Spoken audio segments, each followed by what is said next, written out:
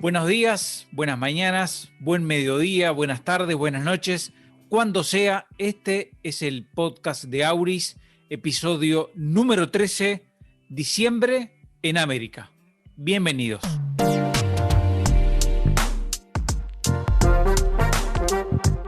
Auris es un podcast creado para analizar en profundidad el poder de la comunicación en las relaciones humanas y las actividades empresariales. Juan Andrés Elordoy, Gabriel Pastor y Felipe Rojas Azula conducirán cada podcast desde Uruguay, Estados Unidos y Colombia. Estamos conectados. Hoy haremos una recorrida especial. Vamos a arrancar por Montevideo.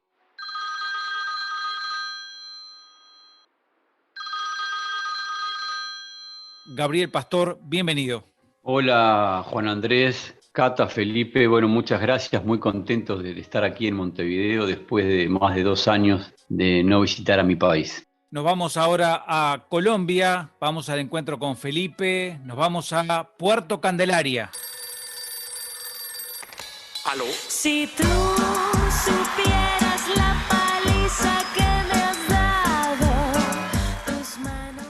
El gran Juan Andrés, muy buenos días, buenas tardes, buenas noches. A Gabriel Pastor, a la hermosa Cata, también un saludo muy especial. Y bueno, aquí desde Bogotá ya arrancando diciembre. Aquí pues el gobierno nacional y algunos gobiernos locales han dado algunas medidas para que precisamente se intente respetar una sana distancia para que no haya pues un contagio mayor, arrancando diciembre con toda la alegría de lo que trae pues esta época decembrina, esta época navideña, y esperando pues que todos allá en Uruguay y aquí en Bogotá con Cata se encuentren muy bien.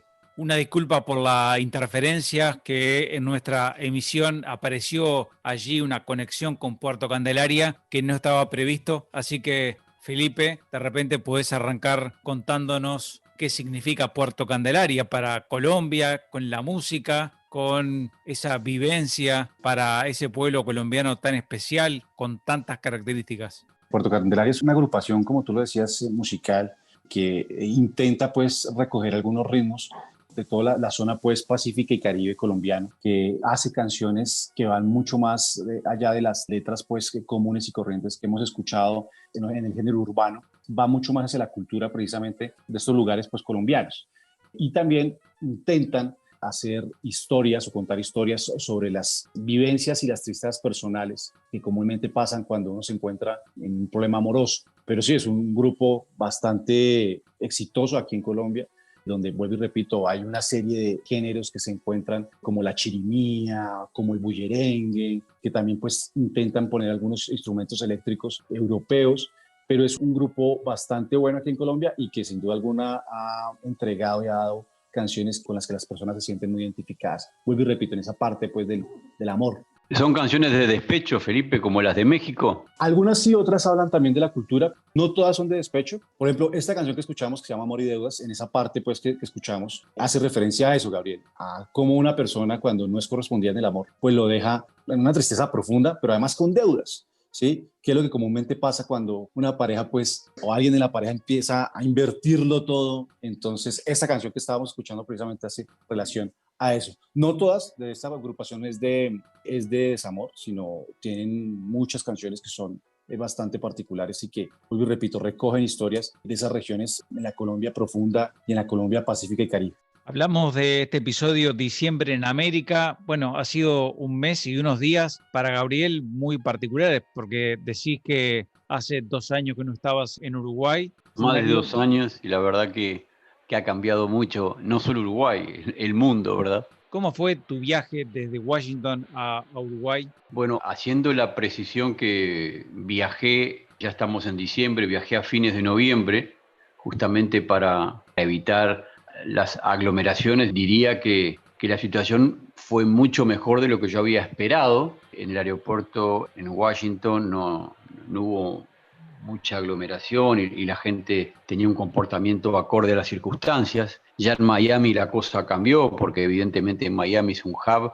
donde se mueven muchas aerolíneas para muchas partes del mundo, para muchos países de América Latina. Allí sí había mucha aglomeración, Es muy difícil, por ejemplo, en la fila para ingresar al avión, mantener el distanciamiento social. La gente allí se acumula, inclusive hay gente que no está usando el tapaboca porque está comiendo. En fin, ahí hay un poco de desorden, digamos. Venía precavido por Uruguay, por algunos comentarios que me habían hecho, y la verdad que la experiencia fue muy buena, pero insisto, era ya los últimos días de noviembre, muy civilizada la atención, muy amable. Evidentemente se notaba que había mayor cantidad de controles, pero no era un asunto que uno no sentía que estaba perdiendo el tiempo. Incluso me llamó la atención porque en Uruguay, o como pasa en todos los países, hay que llenar un formulario donde uno tiene que dar información, donde va a ser la cuarentena, tiene que adjuntar el documento del estudio del hisopado que se hizo 72 horas antes de viajar. Eso se puede hacer de manera electrónica, pero cuando llegamos al aeropuerto de Carrasco había muchísima gente que no lo había llenado y yo pensaba que iban a demorar mucho y la verdad que también esa fila avanzó de una manera muy rápida, la atención fue muy cordial. No fue una experiencia para nada desagradable, no noté muchos cambios respecto a la vieja normalidad. Me parece además que diciembre es un mes clave, como lo remarcábamos al principio, porque se supone que va a ser el mes en el que se va a comenzar a procesos de vacunación. En Estados Unidos, entre diciembre y enero, eso se va a poner en marcha. Lo que pasa también es que, primero, son países industriales, son países desarrollados donde la vacuna va a llegar a primero. El gran drama es luego cuándo va a llegar a nuestros países.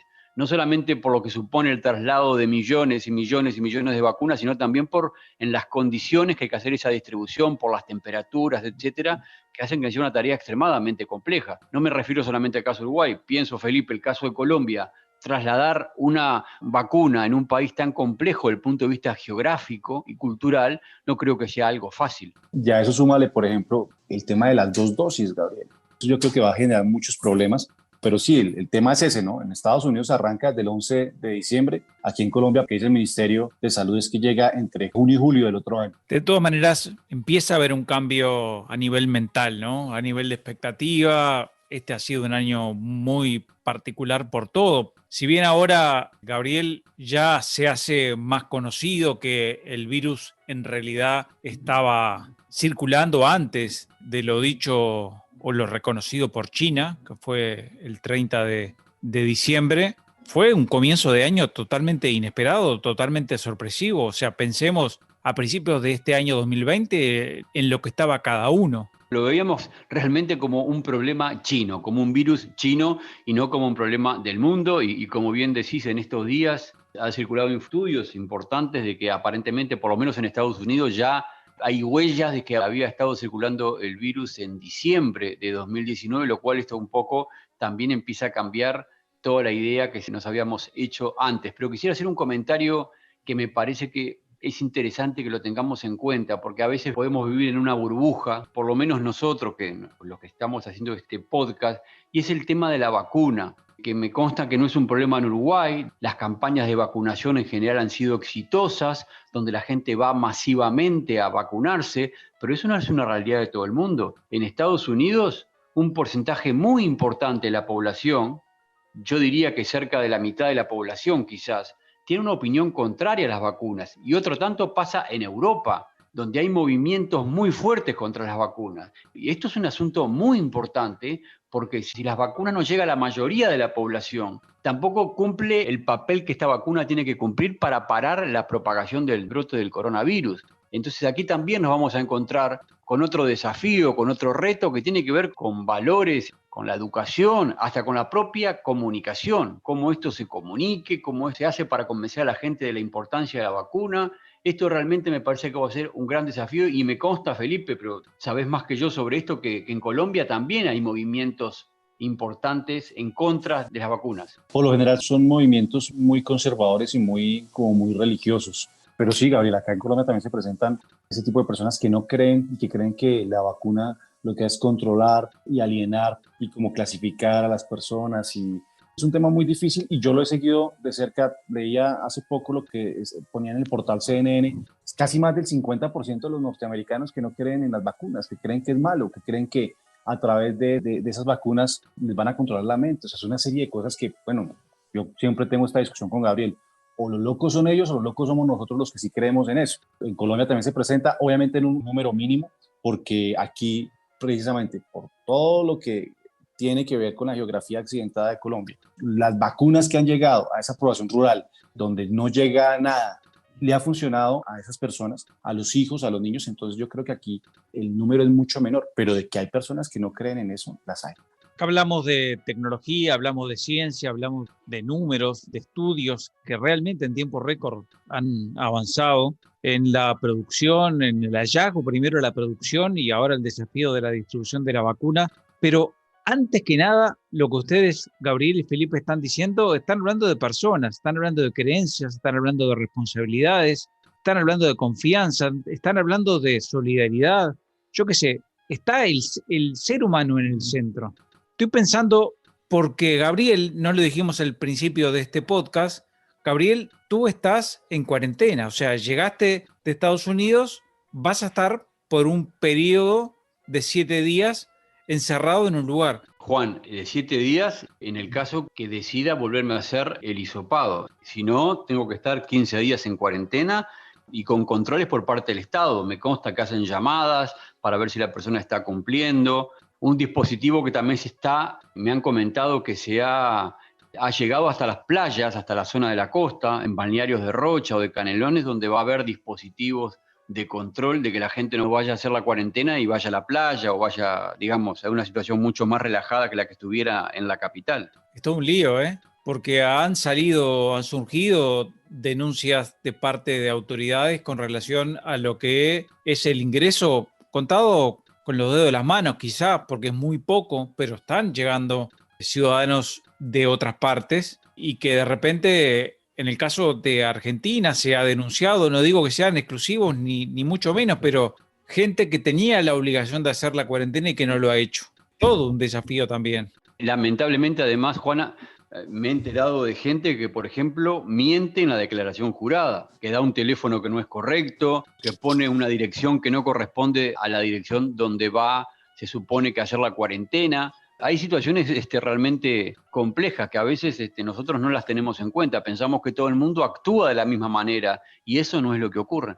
Ya eso súmale, Juan, que con el fallecimiento pues del ídolo de Diego Armando Maradona, esas protestas, pues esas marchas que se presentaron, yo vi muy pocas personas con tapabocas y los que tenían tapabocas o barbijo, como le dicen allá en Uruguay, lo tenían en el mentón, no lo tenían tapándose la nariz ni la boca. Entonces, ahora, después de esto, lo que aquí Colombia nos ha demostrado, y Bogotá particularmente, es cuando hay esa serie de marchas, en las próximas 2 o 3 semanas, el pico de contagios se incrementa muchas veces entre un 80 o entre un 70-80%, ¿sí? Y eso es lo que yo creo que va a pasar también en Argentina, es que las multitudes eran gigantescas, toda la avenida, creo que se llama la Avenida Mayo, si no estoy mal, no se alcanzaba a ver hasta dónde llegaba la gente, pero además toda la gente supremamente cerca, sin tapabocas, muchos tomando licor, muchos cantando a la despedida pues de Diego Armando Maradona. Entonces va a ser mucho más complejo. Yo creo que ahora que se viene diciembre, hoy decían en Estados Unidos, y Gabriel me corrige si no,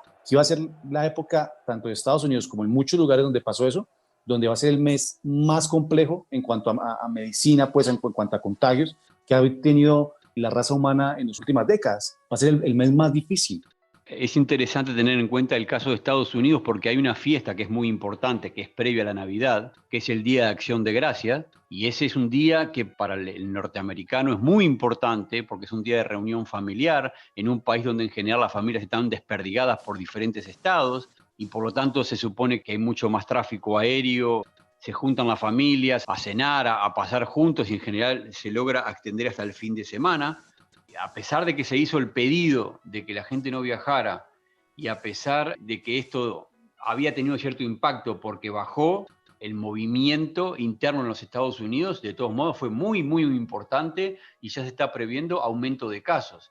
Imaginemos lo que puede pasar en el caso de lo que fue todo el asunto de Maradona, donde el cuerpo de Maradona estaba en un lugar cerrado, había mucha aglomeración de gente y no se cuidó absolutamente nada. O sea, eso es realmente una situación compleja. Y además, con algo que me gustaría ver, Juan Andrés, cómo lo ve, pero tiene que ver con la comunicación. Ayer escuchaba a un señor que murió su hija de una enfermedad terminal en Argentina y creo que había muerto, no sé, una semana antes, una cosa así. Y a él le prohibieron despedirse de su hija por el coronavirus, no pudo hacerle un velorio normal por el coronavirus, creo que había 5 o 6 familiares por el coronavirus, y claro, la semana surge lo de Maradona y fue el descontrol. Entonces, cómo a veces esa comunicación política para unos sí y para otros no, genera todo tipo de problemas y de conflicto, porque entonces, ¿cómo?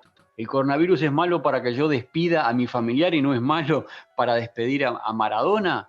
Desde el punto de vista de los contagios, no quiero decir que no se merezca un tributo como se le hizo, no estoy entrando en el tema en sí, sino en lo que se dice y en lo que se le exige a la ciudadanía. Entonces uno dice, bueno, acá hay un problema. O veremos ahora qué va a pasar con Brasil, con otro aspecto, pero que es interesante, un presidente, Jair Bolsonaro, diciendo que él no se va a vacunar. Bueno, ¿qué efectos tiene eso en la población? Esas son cosas que son tremendas, digamos, porque uno no se da cuenta del efecto que puede llegar a tener. Es tremendo. Ahí, Gabriel, yo pienso también en el poder de lo colectivo, porque el caso de Maradona totalmente fue la masa que dirigió y generó una situación absolutamente negativa. Yo estoy con Felipe, esto debería explotar. La gráfica va a marcar claramente cuándo fue el sepelio de Maradona. Y pasa a otra escala también. Acá en Montevideo, hace algunos días, se generó una suerte de reunión de candombe por grupos que ya se sabe que en Montevideo no va a ocurrir, por lo menos oficialmente, el desfile de llamadas, pero hubo una aglomeración de gente en torno a un parque donde realmente eso asusta. Y ahí de vuelta, el colectivo manda, el colectivo tiene mucha fuerza y en torno a eso el valor de lo individual debería primar por encima de todo. Sin embargo, no parece haber ocurrido en Argentina y no parece ocurrir, no sé si en Colombia está pasando manifestaciones de este tipo. En Colombia hay manifestaciones. La semana pasada precisamente hubo una manifestación de los conductores de taxi precisamente por la legalización, pues la oposición de la legalización mejor de las plataformas de transporte como Uber, como Bit, como Didi, como Cabify. Y hubo una manifestación. Hace 2 semanas también estuvieron los profesores, el sindicato de maestros FECODE estuvo marchando por las diferentes calles de Bogotá, donde se encontraron en la Plaza de Bolívar, como le decimos acá, como el lugar donde están centrados los poderes, el legislativo, el ejecutivo y el judicial. Y se han presentado, y precisamente por eso es que lo digo, acá cuando hay esas marchas, cuando hay esos eventos, a las 2 o 3 semanas se dispara de una manera vertiginosa los contagios. Y ese es el problema que hay. Precisamente los gobiernos departamentales, aquí hay 32 departamentos, y por supuesto hay 32 ciudades capitales, han venido trabajando para que este diciembre tengan las actividades que comúnmente se conocían como las fiestas. Hay una fiesta muy importante que se hace en el departamento de Boyacá, que es el Aguinaldo Boyacense, que es los casi 123 municipios de ese departamento en fiestas, ¿sí? O sea, en fiestas con orquestas, donde en la plaza central, en el parque central, hay orquestas, comparten licor, hay comidas. Ese departamento, por ejemplo, tiene que cancelar esa fiesta tan importante que se desarrolla, como lo decía, en esos 123 municipios. Y no solo en ese departamento de Boyacá, sino en todos los departamentos y ciudades capitales que tienen esos 32 departamentos y 32 ciudades capitales, lo tienen que hacer, ¿sí? Y ese es el llamado siempre a la sociedad, a las personas a que mantengan la sana distancia, a que logren realizar sus reuniones de manera virtual o de manera remota, como dicen hoy, que no es lo mismo, sí, pero es tener en cuenta y pensar en el otro, es mantener la sana distancia, es no caer en el conflicto pues de todos que es el coronavirus. Acá, por ejemplo, Juan Andrés y Gabriel y Cata, aquí en Colombia hay mucha gente que no cree en el virus, es impresionante, se han muerto más de 35.000 personas, ¿sí? Aquí en Colombia, más de 35.000 personas se han muerto y la gente no cree en el virus. A mí, por ejemplo, ya me tocó con algunos familiares, algunos primos de mis padres fallecieron, algunos ya amigos cercanos han venido también falleciendo, porque al comienzo de este virus se morían, pero uno decía, ¿pero quién se muere? Pero ya empieza uno a conocer o a tener conocimiento de personas muy cercanas, familiares o de amigos que han venido perdiendo la vida por este virus. Así que la invitación es aquí en Colombia a que nos quedemos en casa, pocas reuniones, poco compartir, como dicen acá, y pues estar siempre muy pendientes de lo que dice el Ministerio de Salud y las indicaciones del gobierno, tanto distrital como nacional. Es muy interesante lo que dice Felipe y me gustaría, para redondear, hacer un comentario sobre por qué no se respeta esto, por qué la gente tiene un comportamiento que parece un comportamiento de la sinrazón, porque tenemos información y actuamos de otra manera. Yo había pensado, por prejuicio, de que el éxito del coronavirus estaba solamente en los países asiáticos, porque sabemos que son sociedades mucho más verticales, en algunos casos más autoritarias, donde la ciudadanía quizás tenga menos recelo por el control estatal. Y bueno, y pensé realmente que Asia estaba despegada, y está despegada, pero miren qué interesante, un estudio que hizo Bloomberg, un ranking de resiliencia de COVID, en donde uno encuentra los primeros 9 países, miren cuáles son: Nueva Zelanda, Japón, Taiwán, Corea del Sur, Finlandia, Noruega, Australia, China y Dinamarca. Son los 9 primeros. ¿Y qué ve uno ahí? Efectivamente hay países asiáticos con esta organización jerárquica donde el Estado da una orden y la gente lo cumple, pero también hay países democráticos. Está Nueva Zelanda, está Japón, está Finlandia, Noruega, está Dinamarca, Australia. Y por otro lado, los países peor evaluados en este ranking de resiliencia de COVID son Francia, Filipinas, Irán, Colombia, República Checa, Bélgica, Perú y después en el último lugar Argentina y México. Para mí demuestra esto que es posible vivir en democracia y es posible que en una democracia se tenga una libertad con responsabilidad para que esto no avance, porque es posible tenerlo.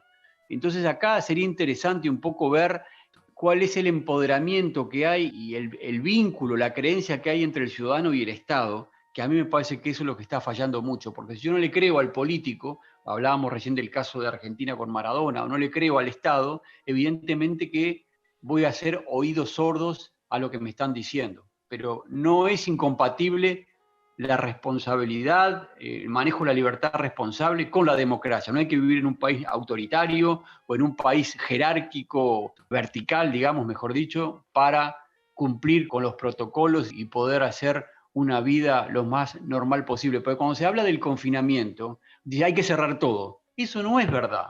Lo que hay que hacer es cumplir con los protocolos, que las empresas respeten el distanciamiento social en sus instalaciones, que se use el barbijo o el tapaboca. Lo mismo ocurre con las reuniones. Si todos hiciéramos eso, no tendríamos que vivir confinados. El confinamiento es producto de la falta de la sinrazón en el comportamiento social. Pero a eso, Gabriel, hay que sumarle, por ejemplo, ya que hablabas de estudios, ahorita sacaron los índices de que en China, en la época de pandemia, cuando tenían los casos y que estaban subiendo de manera vertiginosa, se murió más gente por suicidios que por el COVID, porque es que esos países entienden el autocuidado, pero sobre todo entienden la condición del otro, respetan la libertad del otro y respetan la salud del otro. En países un poco más caribes y un poco más, decirlo así, como particulares, como en el caso de los suramericanos, a las personas poco les interesa al otro, no hay conciencia por el otro, no hay conciencia de ayudar al otro, de cuidar al otro. Aquí tenemos un dicho en Colombia que es primero yo, segundo yo, tercero yo, y si sobra algo también para mí. Entonces aquí al otro, si enfermó, si se,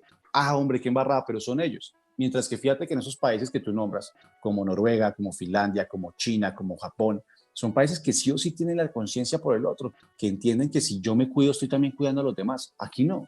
Tú no te imaginas cuántas fiestas, y no es 10, de 15, de cientos de personas. La vez pasada salió noticias aquí en Colombia, en el Chocó, uno de los departamentos más pobres, uno de los departamentos más ricos de manera pues mineral, de minas, de oro. 200 personas en una fiesta, 200 personas, sin tapabocas, tomando licor, compartiendo pues bebidas, 200 personas. Y el Estado colombiano ya había lanzado una serie de reglas y de decisiones pues que no podían hacerse. Entonces, fíjate, en Chocó, y así pasa en muchos departamentos aquí en Colombia. Entonces yo creo que el tema ahí es que Latinoamérica, Iberoamérica no tiene la conciencia del autocuidado. En España pasa igual. En España la gente sigue fumando, pues compartiendo tapas y cañas en las calles. Es complejo. Ahora, Felipe, también te digo, vamos a ver la otra, porque estamos hablando ahora de las consecuencias de la fiesta. Pero también hay una consecuencia que tenemos que, como sociedades, tenemos que incorporarla y buscar una solución, que es la alta informalidad. En países como Colombia y México, donde la informalidad es mayor al 50%, esas personas, si no trabajan, no comen. Entonces la disyuntiva es, ¿me contagio de la COVID-19 o no como? Me parece que ahí no hay mucho más para pensar, y esa gente tiene que trasladarse en buses que están repletos de gente, o sea que también hay toda una problemática social que tenemos que encarar. Tenemos una alta informalidad y esto también explica en parte que la gente tenga que salir. ¿Salir a qué? A ganarse el pan. Eso también es una realidad dramática que no es solamente por la fiesta. De hecho, aquí en Colombia, el senador Jorge Eduardo Londoño del Partido Verde con otros senadores han propuesto precisamente eso para que no se presente eso, que es muy importante lo que dice Gabriel. Colombia más del 70% está en la informalidad y lo que busca es precisamente que el gobierno colombiano pueda, obviamente en cabeza del presidente, pueda declarar una renta básica para que esas personas precisamente no tengan la obligación de salir a buscar, sino que el gobierno directamente les consigne. Ahora, que hay muchas personas que están en contra de eso, que eso lo que hace es mal acostumbrar a las personas, sí, pero en estos momentos lo que dice Gabriel es cierto. Yo prefiero 1000 veces que le llegue dinero a una persona en casa que no tenga que subirse 2 o 3 millones de bogotanos o de personas que viven en Bogotá en el transporte público. Les propongo para el episodio siguiente abordar el asunto de la juventud, porque creo que en este contexto también se enfoca muy puntualmente y muy directamente a un sector de la ciudadanía, por lo menos en Uruguay, que aparenta ser irresponsable o poco solidaria, y eso creo que tampoco es justo, Tiene muchas direcciones. El tema económico, por cierto, estoy totalmente de acuerdo. En el caso de Uruguay hay un 25% de la economía del país que es informal, pero después hay otras realidades también que explican el fenómeno actual. Lo cierto es que vamos a arrancar un diciembre muy particular. Estamos conectados. Para mí ha sido un gran gusto realmente compartir este episodio con ustedes y nos vamos a seguir conectando en el próximo episodio, el número 14, hablando de estos asuntos. Si escuchaste este podcast, si te gustó, te voy a pedir que compartas con alguien que lo pueda necesitar, que le pueda resultar interesante, con quien sea. Aquí tratamos de reflexionar y difundir experiencias de comunicación empresarial. En producción de contenidos, la producción, el montaje de este episodio estuvo a cargo de Catherine Otálora. Formamos equipo Juan Andrés Elordoy, Gabriel Pastor, Felipe Rojas Azula. Nos escuchamos en el próximo episodio.